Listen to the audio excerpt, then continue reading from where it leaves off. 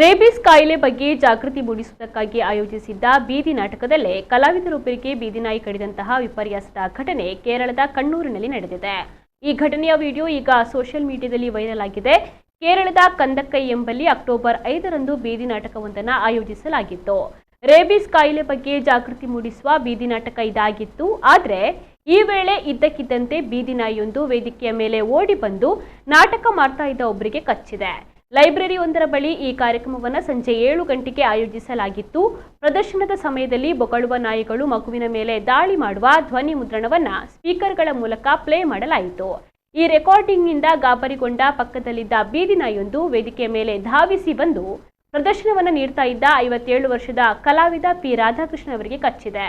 ಆರಂಭದಲ್ಲಿ ಪ್ರೇಕ್ಷಕರು ಅದನ್ನು ನಾಟಕದ ಒಂದು ಭಾಗವೆಂದು ಭಾವಿಸಿದ್ರು. ಆದರೆ ರಾಧಾಕೃಷ್ಣ ಅವರು ತನಗೆ ನಾಯಿ ಕಚ್ಚಿದೆ ಎಂದು ಬಹಿರಂಗಪಡಿಸಿದ ಬಳಿಕವೇ ಅದು ನಿಜವೆಂಬುದು ತಿಳಿದು ಬಂದಿದೆ. ಬೀದಿ ನಾಯಿಗಳಿಂದ ದಾಳಿಗೊಳಗಾದ ಮಗುವಿಗೆ ಸಹಾಯ ಮಾಡುವ ವ್ಯಕ್ತಿಯ ಪಾತ್ರದಲ್ಲಿ ನಾನು ನಟಿಸ್ತಾ ಇದ್ದೆ. ಈ ನಟನೆಯ ಭಾಗವಾಗಿ ನನ್ನ ಕೈಯಲ್ಲಿ ಒಂದು ಕೋಲು ಇತ್ತು. ಆದರೆ ಇದ್ದಕ್ಕಿದ್ದಂತೆ ಹಿಂದಿನಿಂದ ಬಂದ ಬೀದಿ ನಾಯಿಯೊಂದು ನನ್ನ ಕಾಲನ್ನು ಕಚ್ಚಿದೆ. ನಾನು ಅದನ್ನು ಹೆದರಿಸುವಲ್ಲಿ ಯಶಸ್ವಿಯಾದೆ. ಹೀಗಾಗಿ ಅದು ನನ್ನನ್ನು ಮುಂದಿನಿಂದ ಕಚ್ಚುವುದನ್ನು ತಪ್ಪಿಸಿದೆ ಎಂದು ರಾಧಾಕೃಷ್ಣನ್ ಅವರು ತಿಳಿಸಿದ್ದಾರೆ.